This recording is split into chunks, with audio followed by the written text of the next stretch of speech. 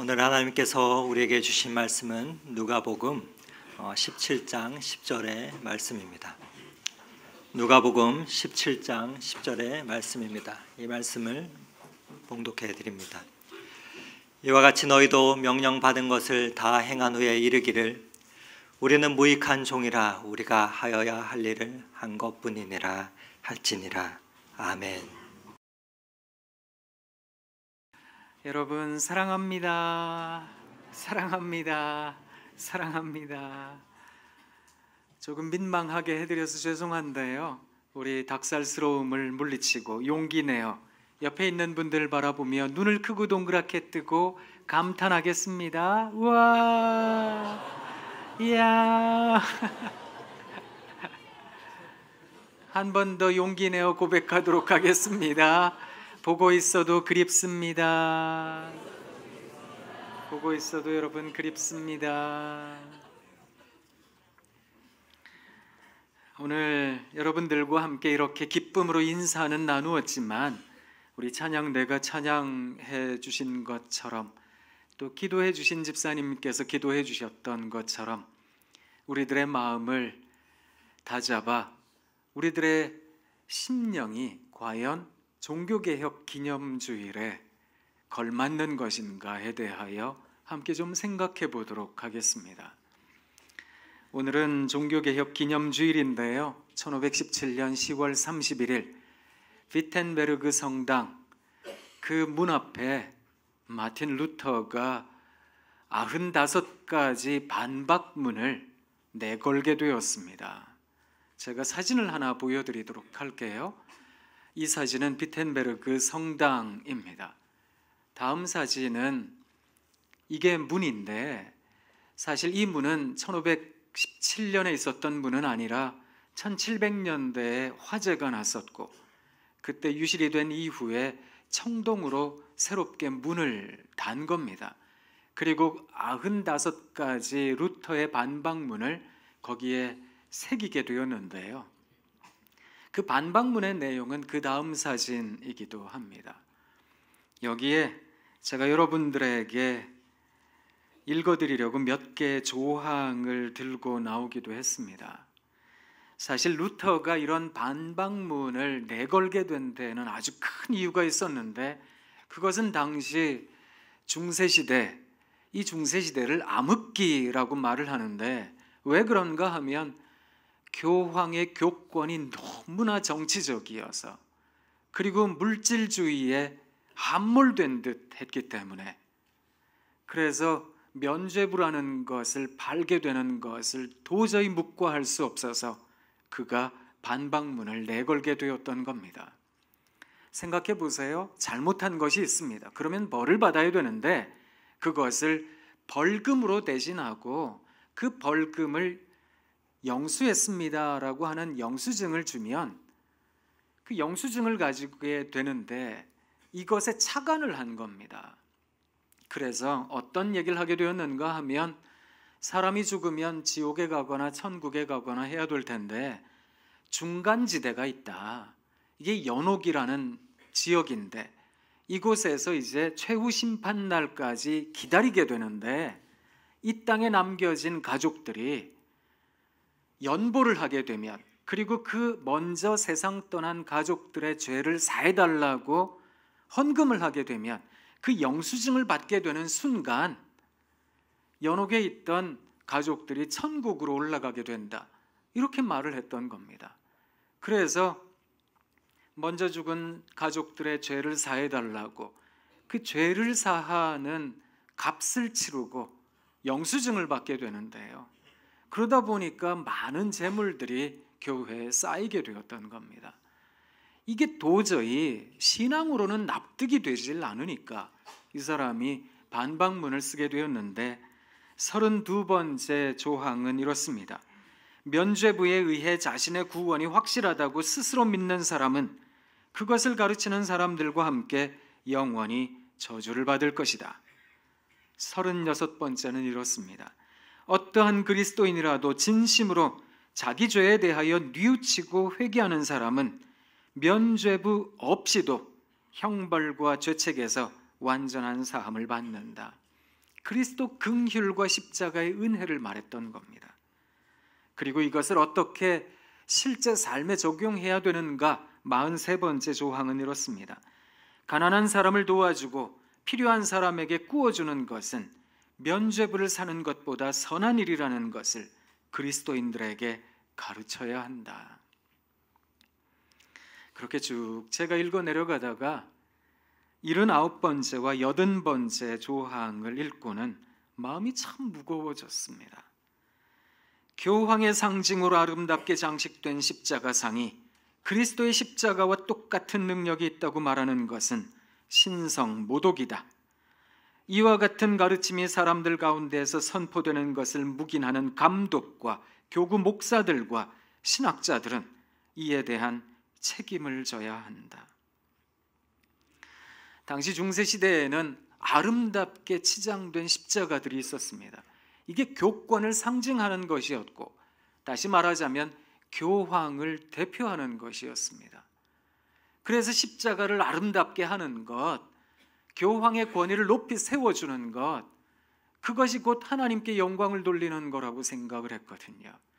그렇게 가르치는 것, 그렇게 가르치는 것을 묵과하는 것, 그것에 대해서 당시 종교 지도자였던 감독들과 교구 목사들, 신학자들에게 비판을 했던 겁니다. 마음이 참 안타깝고 무거웠습니다. 왜냐하면 이런 95가지 태제, 이런 반박문을 읽으면서 생각이 들었던 것은 지난 우리 교단이 행했던 백사회, 총회, 그 결정이 떠올랐기 때문입니다. 거기에 대해서 우리 오대식 목사님께서 여러분들과 함께 이미 나누신 줄 압니다. 저 역시 한 사람의 기독교인으로, 한 사람의 신앙인으로, 또 신학대학교에서 가르치는 신학자로 마음이 무척 죄송하고 송구하고 부끄러웠습니다. 사실 목회지 대물림 방지법, 소위 세습방지법을 우리 교단이 가장 먼저 만들었고, 어떻게 보면 그것이 자랑스러웠더랬습니다. 그래서 통합측 목사라는 것이 기뻤습니다. 그리고 뒤이어서 기장 측에서, 수유리에 있는 한신대를 비롯한 기장 측에서, 그리고 기감 측에서, 기독교 감리회 측에서 이런 목회지 대물림 방지법을 만들어서 참 즐거웠습니다. 그리고 기뻤습니다. 왜냐하면 교회의 공교회성을 회복할 수 있게 되었구나 라는 생각을 하였기 때문입니다. 교회는 하나님께서 주인이 되셔야 된다. 교회의 주인은 하나님이시다. 이 단순하고 엄밀한 태제 그 앞에서 한국교회가 어떻게 해야 되는 것일까? 그것에 대하여 바른 판단을 내린 것이라고 생각했는데 그것을 뒤집어 버렸기 때문입니다. 그래서 마음이 참 아팠습니다. 어떻게 학생들을 가르쳐야 될까? 어떻게 신학함에 있어야 되는 것일까? 어떻게 신학대학교에서 가르칠 수 있을까? 이게 마음이 많이 아팠습니다. 사실 이런 부분에 대하여 방지하기 위하여 저희 학교 학생들이 많이 포항으로 내려가기도 했더랬습니다. 제대로 된 자리를 내주지도 않아서 길 건너 한 귀퉁이에서 하나님의 교회는 하나님의 것입니다. 이걸 외쳤습니다. 그런데 학생들의 기도, 교수들의 기도 이런 것들이 한낱 물거품이 된 것 같아서 무척 마음이 아팠더랬습니다. 그래서 저희 학교에서는 10월 한 달을 기도의 달로 제정하였습니다. 10월 31일 이제 종교개혁 502주년이 되는 그날까지 우리 기도합시다. 그래서 저희 학교의 모든 구성원은 하루 한 끼씩 금식하기로, 또 한나절씩 미디어 금식을 하기로, 휴대전화, 여러 가지 컴퓨터 기기 이런 데 마음을 내놓는 것이 아니라 하나님 우리를 불쌍히 여겨주십시오. 하나님 우리를 지켜주십시오. 그렇게 기도하고 있습니다. 우리 덕소 교회에서도 한 마음으로 기도해 주시면 참 좋겠습니다. 제가 너무 마음이 힘들어서 성경 말씀을 읽다가 발견한 말씀이 하나가 있는데요. 사실 이 말씀을 읽으면서 내내 마음에 두려움과 희망이 교차했더랬습니다. 이 말씀은 시편 18편 46절과 47절 말씀인데요. 화면에 올려드릴 테니까 우리 같이 한번 읽어보도록 하겠습니다. 여호와는 살아계시니 나의 반석을 찬송하며 내 구원의 하나님을 높일지로다. 이 하나님이 나를 위하여 보복해 주시고 민족들이 내게 복종하게 해 주시도다. 말씀을 읽으며 제 마음 가운데 크게 와닿았던 문구는 여호와는 살아계시니 라는 것이었습니다. 하나님 살아계시다. 그 하나님 살아계시다 라고 하는 문장을 읽자 무척 두려워졌습니다. 무서워졌습니다.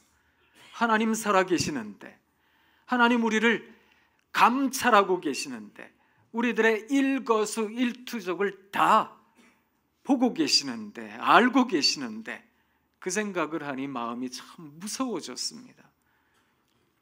하나님 저를 불쌍히 여겨주십시오. 그렇게 기도하였더랬습니다. 그런데 곰곰이 생각해 보니 그것이 희망이라는 것을 알게 되었습니다. 하나님 살아계시다. 그러니 하나님께서 반드시 일으키실 것이다. 하나님께서 반드시 세우실 것이다. 하나님의 교회 하나님께서 그냥 두시지 않으실 것이다. 하나님께서 깨우치시고 하나님께서 변화시켜 주시고 하나님께서 반드시 이끄실 것이다. 그렇게 생각하니 희망이 되었습니다. 그럼에도 불구하고 마음이 내내 힘들었던 것은 과연 우리 스스로의 삶에서, 아니 교회를 넘어서서 나 개인의 삶에서 과연 나는 종교개혁자들이 그렇게 외쳤던 교회, 그리스도를 구주로 고백하는 공동체잖아요. 이 교회가 날마다 개혁되고 있는 것인가? Semper, always, reformanda, always to be reformed, 언제나 개혁되고 있는 것인가? 나라는 존재는 개혁되고 있는가? 나는 과연 신앙 안에 머물러 있는가? 이게 제게는 큰 숙제처럼 와닿았습니다. 그리고 오늘 말씀을 발견하게 되었습니다. 오늘 말씀은 누가복음 17장 10절의 말씀입니다. 우리가 같이 한 목소리로 또 한 번 더 읽어보도록 하겠습니다. 이와 같이 너희도 명령받은 것을 다 행한 후에 이르기를 우리는 무익한 종이라 우리가 하여야 할 일을 한 것뿐이라 할지니라. 아멘. 사랑하는 성도 여러분, 이 말씀을 이해하시려면 이 말씀의 위치를 생각해 보실 수 있으셔야 됩니다. 우리 주님께서 이 말씀을 하신 데는 이유가 있습니다. 그 앞에 어떤 일이 있었는가 하면 우리 주님께서 사람 실족하게 하지 마라. 작은 자라 할지라도 실족하게 하면 안 된다. 그렇게 말씀을 하시면서 예를 하나 두셨어요. 어떻게 예를 두셨는가 하면 어떤 사람이 똑같은 잘못을 하루에 7번이나 한 겁니다. 그리고 7번 계속해서 와서 잘못했다, 죄송합니다 이렇게 얘기를 했다는 겁니다. 여러분, 사실 이쯤 되면 이게 받아들여진다고 생각하세요? 우리가 가지고 있는 일반적인 생각으로 한 번 실수야 병가지 상사입니다. 근데 2번, 3번 실수하는 건 저 사람이 못나서 그렇지 이런 생각하는 거잖아요. 그런데 4번, 5번, 6번 잘못하는 거예요. 그건 나를 공격하는 것처럼 느껴집니다. 나를 무시하니까 저 사람 계속 그러는 거다. 내가 얼마나 만만해 보였으면 저럴까. 화가 치밀어 오르는 일이거든요. 그런데 그때에도 용서하라고 우리 주님께서 말씀을 하셨던 겁니다. 그때 제자들이 예수님께 대답했습니다. 우리에게 믿음을 더하십시오. 솔직한 고백이지요. 믿음이 있어야 가능한 일입니다 라고 답을 했던 겁니다. 그때 우리 주님께서 뭐라고 말씀하셨는가 하면 너희들이 말이 맞다. 사실 겨자씨안을 같은 믿음의 능력을 너희가 아느냐? 그런 취지에서 또 말씀하셨어요. 산에 있는 뽕나무 그 뿌리 다 뽑힌 채로 바다에 것을 심겨라 해도 그대로 순종하였을 거라고 믿음의 능력에 대해서 말씀하셨거든요. 그리고 나서 비유 하나를 말씀하십니다. 종이 있는데 열심히 일을 한 겁니다. 이제 저녁에 집에 와서 하루 종일 죽도록 일을 했는데, 그런데 주인이 상을 차리라는 겁니다. 내 밥을 좀 줘야 되겠다. 그러니까 종이 열심히 또 상을 준비를 하는 겁니다. 식탁을 준비하는 겁니다. 그렇지만 주인이 넌 여기 와서 같이 먹자 그러겠습니까? 넌 내가 먹은 뒤에 너가 알아서 먹어라, 그렇게 얘기를 해도 이 종은 이렇게 답을 할 거라는 겁니다. 우리는 무익한 종이라 우리가 해야 될 일을 했을 뿐입니다. 이게 무슨 말인지 아세요? 믿는 자는 이런 고백이 있어야 됩니다. 그런 말입니다. 우리에게 겨자씨 하나 같은 믿음만 있다면, 아니 그 믿음으로 살아가는 사람들이 바로 우리 그리스도인들이라고 한다면, 우리는 무익한 종입니다. 그저 해야 될 일을 했을 뿐입니다. 그리고 사라져야 된다는 것입니다. 내가 가지고 있는 지분, 내가 가지고 있는 어떤 권세, 이 정도 내가 했으면 이 정도는 내가 누려도 되는 거 아닙니까? 이거요, 사실 면죄부를 사는 일입니다. 우리는 어쩌면 높은 뜻을 세워가고 있는지도 모르겠습니다. 높은 뜻 교회를 세웠으니까요. 그리고 넓은 뜻을 행하는지도 모르겠습니다. 넓은 뜻 선교를 하고 있으니까. 깊은 뜻을 알아가는지도 모르겠습니다. 깊은 뜻 묵상을 하니까. 그리고는 내 지분을 요구한다면, 그리고는 내가 받아야 누려야 될 마땅한 것이라고 생각한다면, 우리는 어쩌면 믿음 없는 고백을 하고 있는지도 모릅니다.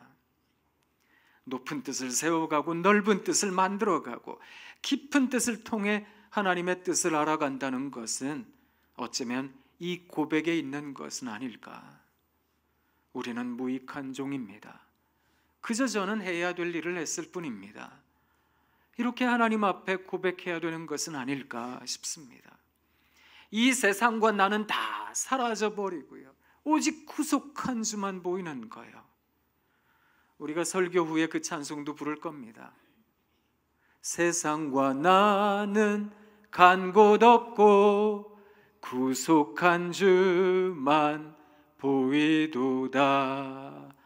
이것이 나의 간증이요, 이것이 나의 찬송일세.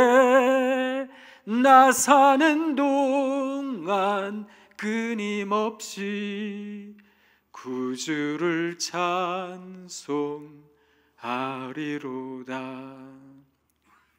그렇게 우리의 삶을 만들어가야 되는 것은 아닐까, 그런 생각을 해봅니다. 사랑하는 독소가족 여러분, 우리가 살아가는 삶에 우리 스스로의 개혁에 대하여 날마다 고민해야 되겠습니다. 내 생각, 내 뜻, 내 의지, 거기에 함몰되어서 이쯤 봉사하고 이쯤 사역하고 이쯤 기도하고 이쯤 헌금하면 나는 거룩한 사람 아닐까? 그런데 사실 그것은 믿음 없는 고백이라는 겁니다. 사실 나는 죄인입니다 라는 고백도 어느덧 종교적 관용어구가 되어버린 것은 아닐까, 그런 생각을 해보기도 합니다. 나는 죄인입니다, 나는 죄인입니다 라고 하면서 스스로 속으로는 나처럼 거룩한 사람이 어디에 있다고, 나처럼 훌륭한 사람이 어디에 있다고, 세상이 나만 같아라, 그런 생각을 하고 있기도 하거든요. 나는 무익한 종입니다, 이것도 어느덧 종교적 관용어구가 되어버리는 것은 아닐까.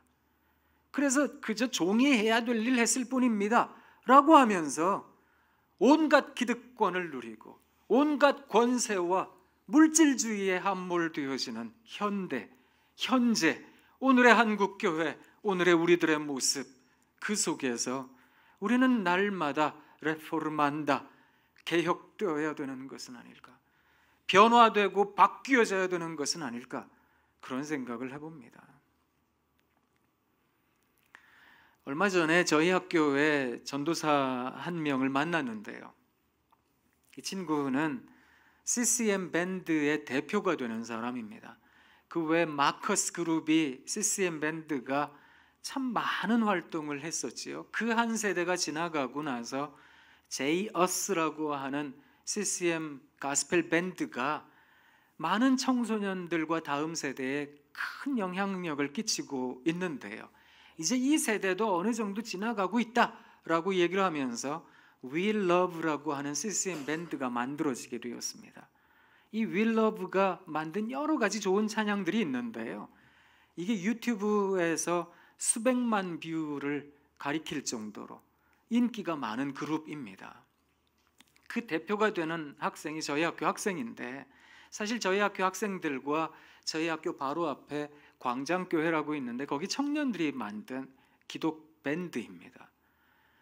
근데 이 청년이, 이 전도사님이 속이 상하셨나 봐요. 뭐라고 막 다그치듯 얘기를 하는가 하면, 우리를 일컬어 다음 세대라고 하지 마십시오. 왜 자꾸 다음 세대라고 얘기를 하면서 뭔가를 전수해 줘야 된다고 얘기를 하십니까? 우리를 그냥 다른 세대라고 얘기를 해주세요. 그냥 어른들과 상관없는 세대라고 말해주세요. 그저 어른들은 좋은 울타리와 공간만 마련해 주시면 되고, 거기서 우리가 마음껏 찬양하고 뛰어놀고 마음껏 예배할 수 있도록 그냥 내버려 두시면 좋겠습니다. 그러더라고요. 얼마나 속이 상했으면 저랬을까 그 생각했거든요. 사실 신앙을 전수한다라고 생각하니까 어쩌면 부모님 세대에서는 무엇인가를 가져다 줘야 된다, 가르쳐야 된다, 이런 생각을 참 많이들 하세요. 그런데 그 이전에 우리가 반드시 생각해야 될 것 하나가 있습니다. 최근에 저희 학교 기독교 교육학과 교수님 한 분이, 이분이 교육공학과 행정을 전공을 했기 때문에 우리나라에 있는 기독 청소년 약 10,000여 명에 대하여 조사를 했어요.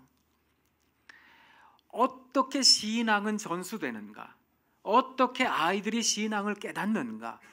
어떤 장소에서 어느 순간에, 이걸 조사를 했는데, 보통 어른들이 생각할 때는 부모님이 그저 주일 출석 잘하고 신앙생활 잘하시고 좋게 여러 가지 선교도 하고 봉사도 하고 구제도 하고 그런 모습 보면 자녀들에게 신앙이 전수될 거다, 이렇게 생각하잖아요.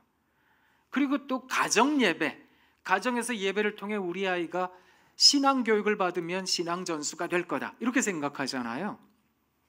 뜻밖의 결과가 나왔습니다.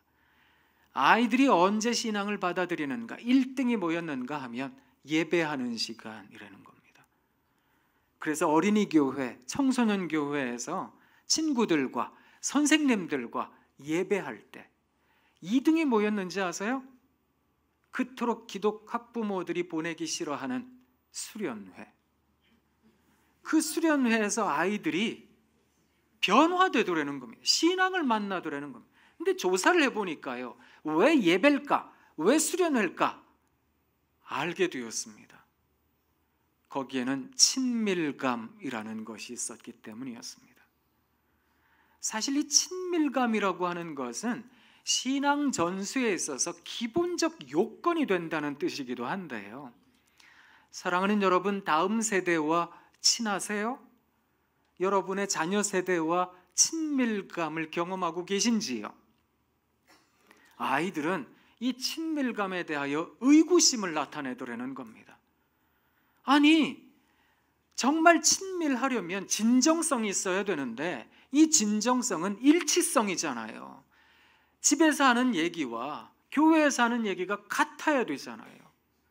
집에서는 막 이렇게 화를 내놓고 교회에 가서는 막 사랑합니다 하고, 저도 여러분들에게 사랑합니다, 사랑합니다, 사랑합니다 그렇지만 여러분 저를 의심스러운 눈으로 보실 거예요. 저건 사모님한테 물어봐야 돼, 저거는 진짜로 저런지. 그러시잖아요. 일치성은 무척 중요한 거거든요. 제가 저희 학교에서 2004년부터 장신대에서 가르치고 있는데요, 맨날 사랑합니다 하거든요. 요 사이는 또 제가 예배를 다 맡고 있어서 저희는 매일 예배가 있거든요. 예배 끝나고 나서 광고 시간마다 나가서 제가 사랑합니다, 사랑합니다, 사랑 이러고 있습니다. 그랬더니 한 학생이 저한테 문자를 보냈더라고요. 요한일서 3장 18절 말씀, 말과 혀로만 사랑할 것이 아니요 행함과 진실함으로 사랑할지라. 속상했어요. 아니 자기가 나를 어떻게 안다고. 속상하긴 했지만 이 일치성에 대하여 의구심을 갖고 있구나. 그게 좀 안타깝기도 했지만 더 잘 살아야 되겠다, 그 생각을 했거든요. 여러분은 가족 구성원들과 친하세요? 가정 예배도요, 드리다 보면 막 잡으세요, 애들을. 일로 와, 예배 시간이야, 다 와. 한 절씩 읽어. 한 절씩 읽는데 느낀 점 얘기해봐. 이게 짧아, 넌 다시 해봐. 너 더 길게 하는 거야. 넌 그거밖에 못 느꼈어? 애들을 잡거든요. 가정 예배하면 뭐해요? 안 들리는 걸. 아이들에게 신앙이 전수가 되지 않는 걸요. 먼저 우리에게 필요한 것은 친밀감인데요, 이 친밀감을 위한 아주 중요한 자세가 무엇인지 아세요? 나는 아무것도 아니라고, 나는 무익한 종이라고, 그저 해야 될 일을 했을 뿐입니다. 이 마음이 누군가에게 다가설 수 있는 친밀감의 핵심이라는 겁니다. 사랑하는 성도 여러분, 믿음이라는 것이 무엇일까? 결국 나라고 하는 존재가 가지고 있는 것에서 탈피하는 것이 아닐까? 나는 이런 종이고, 난 이 정도로 유익하고, 나는 이런 정도로 가치가 있고, 그걸 말한다는 것은 무익한 종이라는 고백과는 거리가 멀잖아요. 그저 해야 될 일을 했을 뿐입니다 하고 사라지는 것, 이것이 우리들에게 필요한 것은 아닐까? 한 남선교회 연합회 한 모임에서 기도회를 하는데요, 그 기도 제목을 쭉 적는데, 기도 제목을 나누고 기도를 하는데, 남선교회를 위하여 기도하면 되는데 거기에 회장, 부회장, 임원단 이름을 안 적었다고. 어찌나 역정을 내시는지. 그걸 보고 제가 무슨 생각했는지 아세요? 과연 기독교인일까? 우리는 그리스도인인가? 믿음 있는 사람인가? 믿음이 있다면 나는 주를 위하여 봉사, 구제, 여러 가지 하늘의 상급을 쌓다가 나는 사라지면 그뿐일 인생이라고, 나는 없어져도 된다고. 사실 그 마음을 갖는다는 건 무척 중요한 겁니다. 전 교육학자는 아니지만 학교 현장에 있다 보면서 알게 된 게 있습니다. 학생들에게 지워지지 않는 인상을 갖게 하는 방법이 있더라고요. 상처를 주면 돼요. 그러면 절대로 안 잊히더라고요. 끝까지 기억하더라고요, 그걸. 그런데요, 선한 영향을 끼치잖아요. 학생들이 자기가 잘나서 잘 된 줄 알아요. 다 내가 다 한 거라고 얘기를 해요. 그런데 그렇게 살아가다가 어느 날 길을 걷다가 그런 선생님이 하나 있었는데 라고 생각되어진다면 그걸로 족한 게 아닐까. 어쩌면 우리는 날마다 씨를 뿌리는 사람일 수 있고 날마다 거름 주는 사람일 수 있습니다. 행여 어떤 사람은 거두기도 하겠지요. 거두는 사람에 대하여 그다지 부러워하지 않으면 좋겠습니다. 이전에는 번영신학이라 그래서 교회가 성도가 많이 모이고 대단한 걸 하면 하나님이 은혜 주시는 거라고 생각했거든요. 그것이 과연 은혜일까? 다시 한 번 더 이 시대를 살아가며 우리 스스로를 돌아보아야 되겠습니다. 그리고 이 종교개혁 기념주간에 사랑하는 성도님, 한 주간 내내 우리 스스로의 삶의 개혁을 위하여 기도해 주시면 좋겠습니다. 내 뜻, 내 생각, 내가 가지고 있는 의견, 여기에 매몰되거나 함몰되어서는 안 됩니다. 오히려 우리 주님만 바라보겠습니다. 주님만 보이는 우리들의 신앙이고 싶습니다. 그것이 고백되어지는 우리가 되면 참 좋겠습니다. 우리 이 시간 앞뒤 옆에 계신 성도님들께 고백하겠습니다.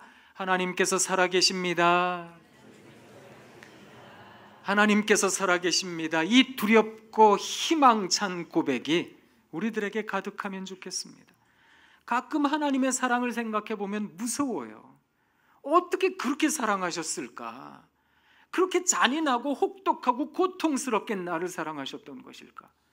말씀으로 세상 지으신 하나님이신데 그렇게 잔인하게, 그렇게 고통스럽게 나를 사랑하셨던 걸까? 내가 뭐라고?